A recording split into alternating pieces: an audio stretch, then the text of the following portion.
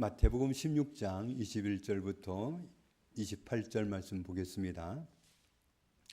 이때로부터 예수 그리스도께서 자기가 예루살렘에 올라가 장로들과 대제사장들과 서기관들에게 많은 고난을 받고 죽임을 당하고 제3일에 살아나야 할 것을 제자들에게 비로소 나타내시니 베드로가 예수를 붙들고 항변하여 이르되 주여 그리 마옵소서. 이 일이 결코 죽게 미치지 아니하리이다. 예수께서 돌이키시며 베드로에게 이르시되 사탄아 내 뒤로 물러가라. 너는 나를 넘어지게 하는 자로다. 네가 하나님의 일을 생각하지 아니하고 도리어 사람의 일을 생각하는도다 하시고 이에 예수께서 제자들에게 이르시되 누구든지 나를 따라오려거든 자기를 부인하고 자기 십자가를 지고 나를 따를 것이니라. 누구든지 제 목숨을 구원하고자 하면 잃을 것이요 누구든지 나를 위하여 제 목숨을 잃으면 찾으리라. 사람이 만일 온 천하를 얻고도 제 목숨을 잃으면 무엇이 유익하리요? 사람이 무엇을 주고 제 목숨과 바꾸겠느냐? 인자가 아버지의 영광으로 그 천사들과 함께 오리니 그때에 각 사람이 행한 대로 갚으리라. 진실로 너희에게 이르노니 여기 서 있는 사람 중에 죽기 전에 인자가 그 왕권을 가지고 오는 것을 볼 자들도 있느니라. 아멘. 오래전에 타지키스탄에 갔을 때 제가 한국에서 왔다고 하면 북한에서 왔느냐고 묻는 사람들이 굉장히 많았습니다. 아니라고 하면 북한의 김정은을 대단하다고 어떻게 그렇게 오랫동안 세습을 해가면서 나라를 다스리는지 모르겠다. 그런 표현들을 많이 했습니다. 김일성, 김정일, 김정은 대를 이어서 장기적으로 정권을 유지한다는 입장을 보면 대단해 보이겠지만 북한의 그들의 통치를 받고 있는 백성들의 입장을 생각해 보면 그렇게 말할 일이 전혀 아닌데 사람들은 생각 없이 말을 하는 거예요. 정부로부터 감시당하고 서로가 서로를 감시하면서 자유를 빼앗기고 본래 자기 모습대로 살지를 못하고 마치 무대에서 연기하는 배우처럼 충성스러운 사람이듯이 살아가는 척해야 되고 먹고 사는 것도 보장을 받지 못해서 허구한 날 정말 영양실조로 고생하는, 그래서 먹지 못해서 죽어가는 아동이 많은 그런 고통의 삶의 현장이 있다는 사실을 안다면 김정은 가문을 그렇게 평가하지 않을 겁니다. 오늘 마태복음 16장 13절 말씀을 보면 예수님이 제자들과 함께 어디로 가셨는데 그곳은 빌립보 가이사랴라는 곳이었습니다. 빌립보도 사람 이름이고 가이사랴도 사람 이름입니다.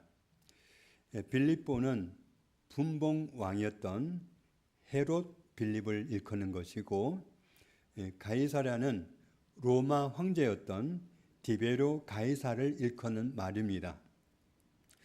로마의 식민지 시절에 헤롯 왕이 로마 황제였던 디베로 가이사에게 잘 보이기 위해서 가이사를 위해서 도시를 건설해 놓고 이름을 이렇게 붙인 겁니다. 그래서 자기 이름과 로마 황제의 이름을 붙여가지고 빌립보 가이사랴 이렇게 불렀던 겁니다.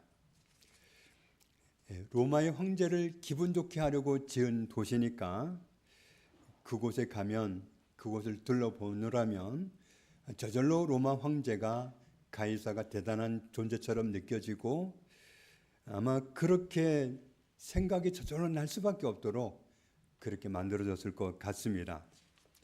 그런데 그런 현장에 갔을 때 예수님은 제자들에게 특별한 질문을 하십니다. 사람들이 인자를 누구라 하느냐? 사람들이 나를 누구라 하느냐? 사람들이 이렇게 대답합니다 했더니 그러면 너희는 나를 누구라 하느냐? 가이사가 대단하고 가이사 가문이 대단해 보일 만한 바로 그 지역에 가가지고 예수님이 물으신 말씀이 사람들이 나를 누구라고 하느냐? 너희는 나를 누구라고 하느냐? 물으셨던 겁니다. 시몬 베드로가 이렇게 대답을 했습니다. 주는 그리스도시요 살아계신 하나님의 아들이시니이다. 여기서 주는 하는 말은 주인님은 하는 말입니다. 주인님은 그리스도시고 살아계신 하나님의 아들이십니다.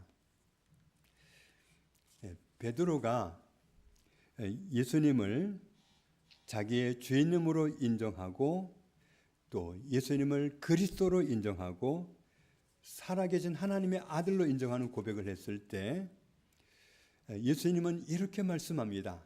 너는 복 있는 사람이다. 왜냐하면 하나님이 너에게 이 진리를, 이 사실을 알게 해주셨기 때문이다.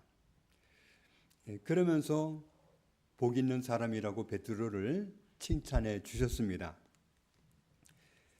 베드로가 가진 이 동일한 믿음을 가진 사람들을 예수님은 교회로 삼겠다고 말씀하셨습니다.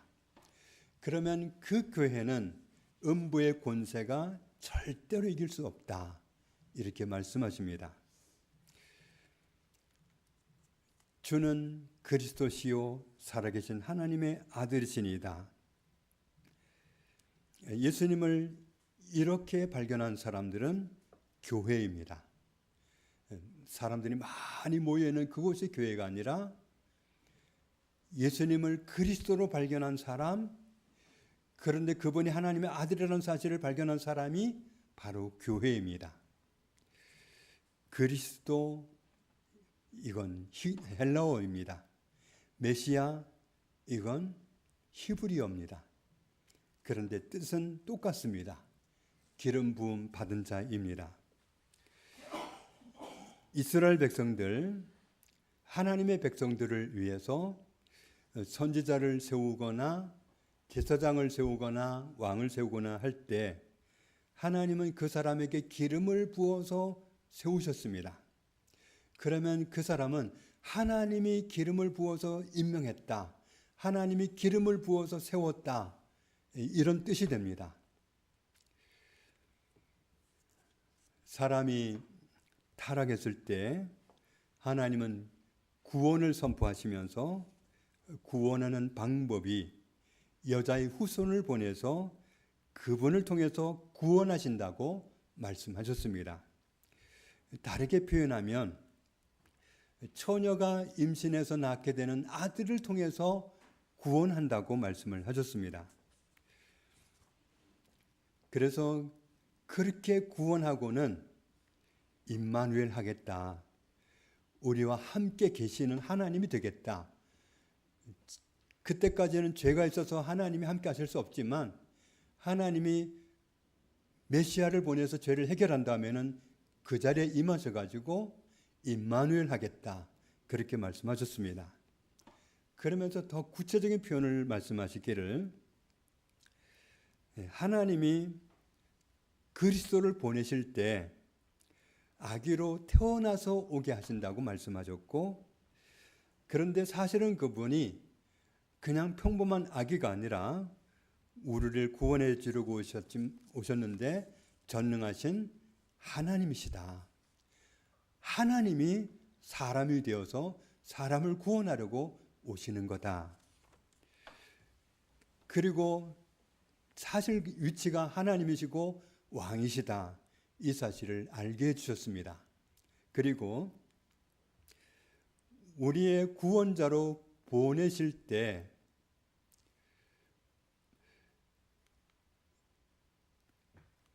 어떻게 보내시는가 하면은 기름을 부어서 보내신다고 말씀을 하셨습니다. 하나님으로부터 기름 부음 받고서 우리를 구원하러 오실 것이기 때문에 그래서 기름 부음 받은 자라고 하는 거고, 그걸 문자로 그리스도 메시아 그렇게 표현하는 겁니다. 그래서 그리스도가 오시면 이렇게 선언한다고 하셨잖아요. 주 여호와의 영이 내게 내리셨으니 이는 여호와께서 내게 기름을 부으셔서 나를 구원자로 세우셨다. 이렇게 선포하시는 말씀이 누가복음에도 나옵니다. 그러면 그리스도가 메시아가 우리의 구원자로 기름 부음 받고 오시는 분이 우리를 구원하실 때 어떻게 구원하시느냐? 어떤 방법으로 구원하시느냐? 이스라엘 백성들은 우리보다 다른 나라 모든 사람들보다 하나님을 맨 먼저 만났고 하나님을 가장 많이 경험한 사람들입니다. 하나님은 그 사람들을 이스라엘 백성들을 이스라엘이라는 나라를 제사장 나라 삼으셔 가지고 모든 나라의 온 인류를 구원하실 그리스도가 오셔서 구원하신다고 알려주라고 그런 사명을 맡기기를 원하셨습니다. 그런데 이스라엘 백성들은 종종 타락해서 벌을 받느라고 나라를 빼앗기고 남의 나라로 포로로 잡혀가서 고통하는 삶을 살기도 하고 그렇게 했습니다. 그래서 하나님께 기름 부음을 받은 분 그리스도 메시아가 오셨을 때 제사장 나라로 택함을 받았던 그들은 그리스도를 알아보지도 못했습니다. 왜 그랬냐 하면 그리스도가 오셨는데 성경에 예언된 대로 아기로 태어나서 오셨거든요. 처녀의 몸에서 태어나서 오셨잖아요.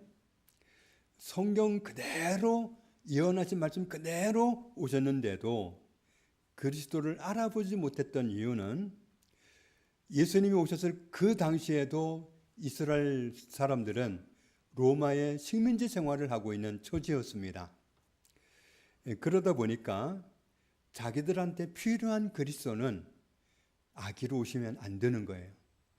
자기들한테 필요한 그리스도는 로마를 뒤집어 버릴 하나님 본래의 모습으로 오셔야 되는 거예요. 그래야 자기들이 해방을 좀 받겠고 정말 자기들을 그렇게 끈질기게 괴롭히는 힘으로 무력으로 괴롭히는 로마를 아주 혼쭐을 내줬으면 속이 시원하겠는 거예요. 그리스도는 하나님이 성경에서 예언하신 말씀 그대로 오셔야 되는데 자기들 필요한 대로 메시아가 오시는 모습을 그려놓고 자기네들을 로마의 압제에서 해방시켜 주실 그런 굉장한 모습으로 하나님의 모습으로 오셔야 된다고 생각하고는 그런 메시아를 기다리고 있었기 때문에 자기들이 그려놓은 그리스도하고 실제로 오신 그리스도하고는 모습이 너무 달랐기 때문에 안 믿은 거예요. 하나님이 약속하신 메시아 그림은 잊어버리고 자기들이 기대하는 메시아 그림을 임의로 그려놓고 하나님이 보내시는 그리스도는 이렇게 오셔야 돼. 이런 분이 오셔야지. 이렇게 안 오시면 아니야. 이렇게 억지를 부렸던 겁니다. 구원하시는 방법도 그렇습니다. 하나님이 말씀하신 구원의 방법은 하나님께 죄를 짓고 타락한 온 인류의 죄를 담당하고 그러느라고 죄인이 받는 신문을 대신 받으시고 죄인이 매질당하는 것을 대신 채찍질 당하시고 죄인이 십자가에 달려 죽는 것을 대신 당하시고 이렇게 죽으심으로 우리가 받을 형벌을 다 대신 당하시고 그렇게 우리를 구원하신다고 이미 세밀하게 예언해서 말씀해 주셨습니다. 고난당하시는 모습을 여러 곳에서 미리 말씀해 주셨는데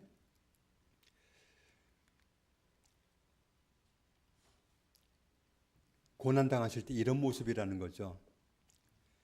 내 하나님이여 내 하나님이여 어찌 나를 버리셨나이까 어찌 나를 멀리하여 돕지 아니하시오며 내 신음소리를 듣지 아니하시나이까 내 하나님이여 내가 낮에도 부르짖고 밤에도 잠잠하지 아니하오나 응답하지 아니하시나이다. 이 십자가라는 무거운 형벌의 죽음을 앞에 두고 이 잔을 내가 안 마셔도 된다면 지나가게 해주십시오. 예수님이 그렇게 기도하셨고, 그러나 내 원대로 하지 마시고 아버지 뜻대로 해달라고 기도하셨지만 어쨌든 하나님이 예수님의 기도를 거절을 하셨습니다. 그래서 어찌하여 나를 버리셨나이까? 어찌 멀리 하시고 나를 돕지 아니하십니까? 왜 내 신음소리를 듣지 않으십니까? 우리를 구원하러 오신 그리스도가 그렇게 절규해야 된다고 말씀을 하셨습니다. 고통 가운데 있을 때 그리스도는 나는 본래요 사람이 아닙니다. 사람의 비방거리고 백성의 조롱거리입니다. 나를 보는 사람들이 다 나를 비웃습니다. 입술을 삐죽삐죽하면서 머리를 흔들면서 말합니다. 하나님을 의탁하니 하나님이 구원하시겠지? 하나님이 기뻐하시는 사람이면 건져주시겠지? 그렇게 조롱합니다. 나는 물같이 쏟아졌습니다. 십자가에서 모든 것이 쏟아졌습니다. 내 모든 뼈는 어그러졌으며 채찍질 당할 때, 십자가에 못으로 박을 때, 창으로 찌를 때 모든 뼈는 어그러졌고 내 마음은 밀랍 같아서 내 속에서 녹았습니다. 내 힘이 말라 질그릇 조각 같고 내 혀가 입천장에 붙었습니다. 하나님이 나를 죽음의 진토 속에 두셨습니다. 개들 같은 사람들이 나를 에워쌌고 악한 무리가 나를 둘러서 내 수족을 찔렀습니다.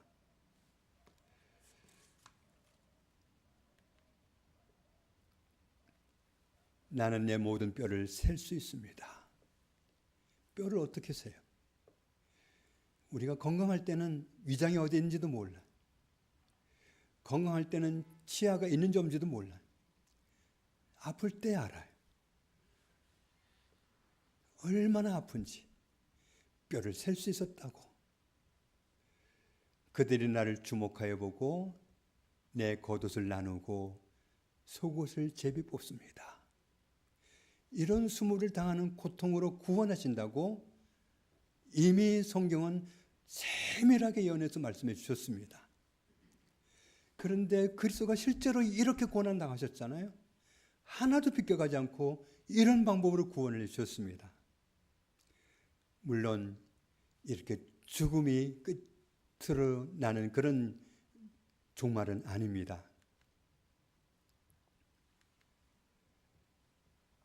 주께서 내 영혼을 수월에 버리지 아니하시며 주의 거룩한 자를 멸망시키지 않을 것임이니이다. 죽은 채로 그냥 두지는 않으신다. 하나님 다시 살리신다. 그래서 사도행전에도 형제들아 내가 조상 다윗에 대하여 담대히 말할 수 있노니 다윗이 하나님의 사람으로서 하나님의 알게 주시는 바를 따라서 예언을 했는데 다윗은 진즉에 죽어서 장사되었고 그 묘가 있지만 그는 선지자였다. 하나님이 이미 맹세하사 그 자손 중에서 한 사람을 그 위에 앉게 하리라 하심을 알고 그리스도를 말하는 겁니다. 미리 본고로 그리스도의 부활을 말하되 그가 음부에 버림이 되지 않고 그의 육신이 썩음을 당하지 아니하시리라 하더니 이 예수를 하나님이 살리신지라 우리가 다 이 일의 증인이로다. 실제로 다윗은 이렇게 예언을 했습니다. 하나님은 나를 영접하시린 그리스도 입장에서 그리스도를 표현한 겁니다. 그러나 하나님은 나를 영접하시리니 이러므로 내 영혼을 수월의 권세에서 건져내시리이다.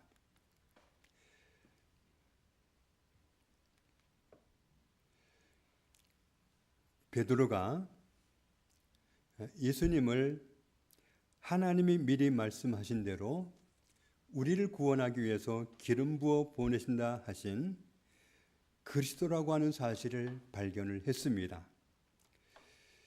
그래서 예수님이 이어서 말씀을 하셨죠. 내가 그리스도이기 때문에 하나님이 맡기신 구원을 이루기 위해서 하나님이 이렇게 구원하라고 하신 그 말씀 고스란히 이루어 드리기 위해서 예루살렘에 올라갈 것이고, 거기에서 장로들과 대제사장들과 서기관들에게 많은 시달림을 받고 심지어 죽임을 당하고 그렇게 될 것이지만 제3일에 살아날 거다, 이렇게 말씀을 하셨습니다.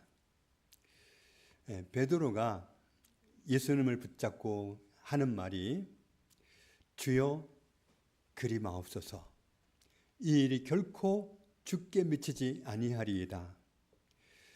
베드로의 만류는 예수님을 굉장히 생각해 주는 거죠.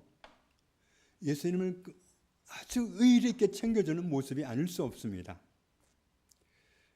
그런데 베드로가 이렇게 부탁하는 대로 예수님이 안 죽으시면, 죽임을 당하지 않으시면, 고난을 안 당하시면 하나님이 예언하신 말씀대로 구원하지 말라는 겁니다. 성경 말씀대로 구원하지 말고 쉽게 우리가 원하는 대로 강력한 방법으로 구원해 주세요. 구원의 방법을 좀 변형시켜서 이렇게 돼가는 겁니다. 왜 그러느냐 하면 유대인들의 기질 속에는 이게 있습니다. 유대인은 표적을 원합니다. 굉장한 기적을 원합니다. 그리고 헬라 사람들, 그리스 사람들은 지혜를 원합니다.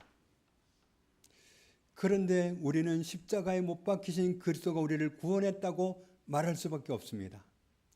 하나님이 예언하신 그 말씀 그대로 하나도 비껴가지 않고 하나님이 보내신 그리스도가 이런 고난을 통해서 우리를 구원하셨다고, 정확하게 말씀대로 구원하셨다고 말할 수밖에 없습니다. 그렇게 전할 때 유대인은 그 복음을 들을 때 거리낍니다. 하나님이면 굉장한 방법으로 구원하실 수 있는데 왜 그렇게 안 하셨어? 그런다고 안 믿는 거예요. 거리끼게 받아들이고, 헬라 사람들은 미련한 방법이라고 조롱하고 그렇게 되는 겁니다.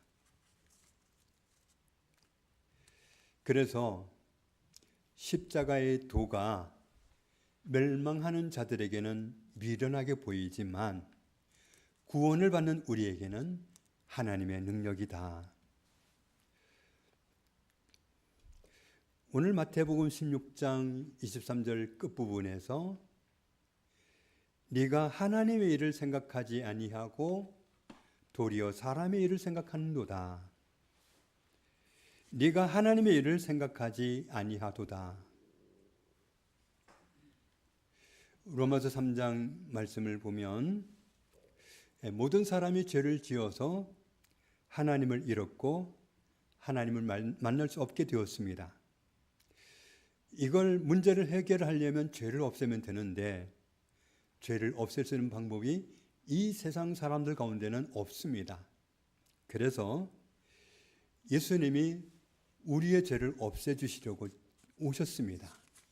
본래 하나님이신데 하나님이 사람이 되어서 오신 목적은 우리의 죄를 위해 죽기 위해서 육신을 입고 오셨고, 그런 방법으로 죄를 없애주시려고 오신 겁니다. 사람이 지은 죄는 말 한마디로 없어지는 것이 아니라 대가를 지불해야 없어집니다. 그래서 로마서 6장 23절을 보면 죄의 싹은, 죄의 대가는 어떻게 하면 없어지냐면 사망이면 된다. 죽음이면 된다. 죽음이면 없어집니다. 그런데 사람들의 죄를 없애기 위해서 사람이 죽어버리면 아무것도 아니니까 그런 우리를 살리시기 위해서 그리스도를 보내주셨습니다.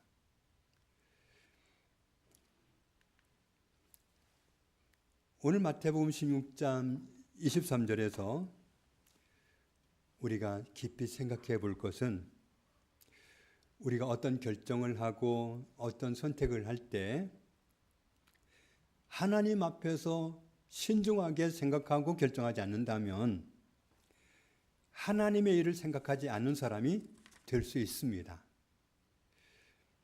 예수님에게 고난 당하지도 말고 십자가에 죽지도 말라고 하는 것은 그렇게 해서 우리를 구원한다고 말씀하신 하나님의 구원 계획을 다 무시하는 거고 하나님을 무시하는 겁니다.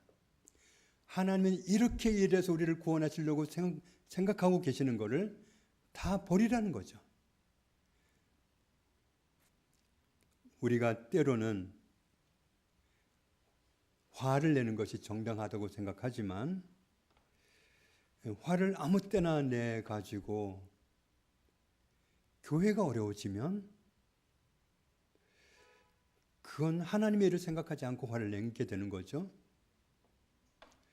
우리가 지나온 몇 달 동안 얼마나 정말 화를 내지 말할 상황에서 화를 낸 것이 얼마나 큰 문제를 가져왔는지, 교회 자체를 흔드는 그런 문제를 가져왔다는 사실을 봅니다.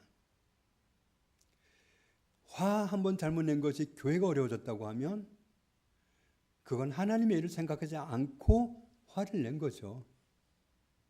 그러니까 우리가 화를 내더라도 하나님의 일을 생각하고 화를 낼 일이고 아니면 말아야 되고 그래야죠. 무엇을 하든지 하나님의 일을 방해하는 건지 내가 하나님의 일을 방해하게 되는 건지 아닌지 이런 연관성을 생각하지 않을 수가 없습니다. 누가 화 한번 내고 교회가 흔들리라고 생각이나 하겠어요. 그러나 우리가 하나님의 사람이기 때문에 하나님의 사람다운 처신을 하지 못함으로 인해서 하나님의 일을 방해하는, 하나님의 일을 생각하지 않은 사람이 되는 그런 결과를 얻게 될 수 있습니다. 지난주에 요르단에서 이맘이었던 사람이 알라를 너무너무 보고 싶어 하다가 이웃 나라에서 단기 선교 온 청년 5명을 통해서 예수님을 소개받고 그러면서 결국 하나님을 위해서 살아가는 목회자가 되었다는 것을 들었잖아요. 우리나라에서도 요르단의 단기 선교를 가려고 하면 비용이 많이 듭니다. 그런데 단지 돈 숫자로 계산해 보면 요르단 인접한 나라에서 요르단으로 단기 선교를 가려고 하면 우리보다 훨씬 적게 들죠. 그렇지만 화폐 가치로 따지면 요르단 주변에서 간다 하더라도 우리보다 더 어려우면 어려웠지 우리보다 쉽지 않습니다. 그렇게 어렵게 비용을 마련해서 요르단의 단기 선교를 갔는데 5명이 그게 의미가 있느냐? 정말 그 막대한 비용을 마련해 가지고 단기 선교를 잠깐 갔다 오는 게 맞냐? 그게 경제적이냐? 효율성이 맞냐? 이렇게 비굴하게 따질 수도 있겠지만 그 5명이 거기 가지 않았더라면 이 마음이 회심하는 일이 어떻게 일어나겠어요? 하나님 그 타이밍을 맞춰가지고 일을 하셨는데 그 무지막지한 돈을 마련해가고 간 게 하나님의 일을 이루는 거였고 거기에 간 자체가 하나님의 일을 이루는 거였단 말이죠.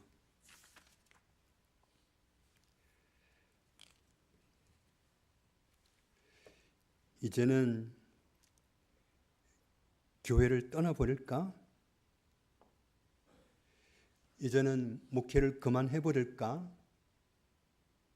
이런 생각들이 하나님과 의논하고 결정하지 않는다면 우리도 하나님의 일을 생각하지 않는 사람이 될 수 있습니다. 베드로는 무섭게 책망받았습니다. 사탄아, 내 뒤로 물러가라. 하나님의 일을 생각해야지. 너는 사람의 일을 생각하느냐? 우리 역시도 하나님의 일을 생각하지 않는 사람이 얼마든지 될 수 있습니다. 화 한 번 낸 것이 교회를 흔드는 게 될 거라고 누가 생각이 나겠어요? 그럴 수 있어요. 그러므로 우리는 말 한마디를 하더라도 손가락 한번 부리더라도 하나님의 일을 생각할 수 있어야 돼. 직장을 선택하든 물질을 사용하든 말 한마디를 하든 손가락을 부리든 안 부리든 하나님 말씀 안에서 하고 하나님의 뜻 안에서 하고 그래야 우리가 하나님의 일을 생각하는 사람이 될 수 있습니다. 생각 없이 사는 사람들이 있잖아요. 생각 없이 산다. 영혼 없이 산다. 하나님의 일을 염두에 두지 않으면 짐승이나 다를 바 없습니다. 하나님을 믿는 사람이라고 하면서도 하나님을 모시고 있다고 하면서도 예수님을 모시고 산다고 하면서도 하나님의 일을 염두에 두지 않고 아무 일이나 생각하고 아무 말이나 하고 아무 일이나 저질러 버리고 한다면 아무 데나 가버린다고 하면 짐승이나 다를 바 없습니다. 하나님의 일을 망치게 됩니다. 베드로가 부탁한 대로 예수님이 십자가를 거절해 버린다면, 십자가에서 내려와 버린다면 우리 구원 못 받았습니다. 온 인류 중에 한 명도 구원 못 받았습니다. 하나님은 그렇게 구원하려고 계획을 다 세워놓으셨고 그 일을 그렇게 차곡차곡 이루어 오셨는데, 수천 년에 걸쳐서 그렇게 이루어 오셨는데 한순간에 거품 만들겠다는 거죠. 그러니 그건 사탄이죠. 우리는 하나님의 일을 생각해야 됩니다. 하나님의 일을 생각하지 아니하도다. 네가 하나님의 일을 생각하지 아니하도다. 이런 말씀을 듣지 않도록 성경 말씀을 가까이 하고 그래서 말씀대로 살고 하나님 앞에서 의논해서 결정된 것을 가지고 발표하고 결정된 것을 가지고 말하고 내 마음대로가 아니고 나 이제 그만할래? 가 아니라 하나님과 의논하고 결과를 가지고 말할 줄 알고 그래야 우리는 베드로가 들었던 이런 책망의 말씀을 비껴갈 수 있습니다. 네가 하나님의 일을 생각하지 아니하도다. 이런 말씀을 듣지 않을 하나님께 칭찬받을 수 있는 그런 모습으로 살아가는 우리 모두가 되기를 주님의 이름으로 축복합니다. 하나님 아버지 감사합니다. 우리를 하나님 앞에 있게 하시고 구원받은 하나님의 백성으로 하나님의 자녀로 살게 하시니 감사합니다. 부름을 받아서 이 복 있는 자리에 있는 우리로서 하나님의 일을 생각하고 모든 것을 해야 된다는 사실을 오늘 말씀을 통해서 우리에게 알려주셨습니다. 말 한마디가 쉽지 않고 화 한 번 내는 것이 아무렇지도 않은 일이 아니라는 사실을 알게 해주셨습니다. 말을 하든 생각을 하든 화를 내든 안 내든 모든 것을 결정할 때 하나님 말씀 앞에서 결정하게 하시고 하나님과 의논해서 결정하게 하시고 그래서 네가 하나님의 일을 생각하지 않는다고 하시는 그런 책망의 말씀을 듣지 않을 삶을 살아가는 저희들이 다 되게 하여 주옵소서. 예수님의 이름으로 기도합니다. 아멘.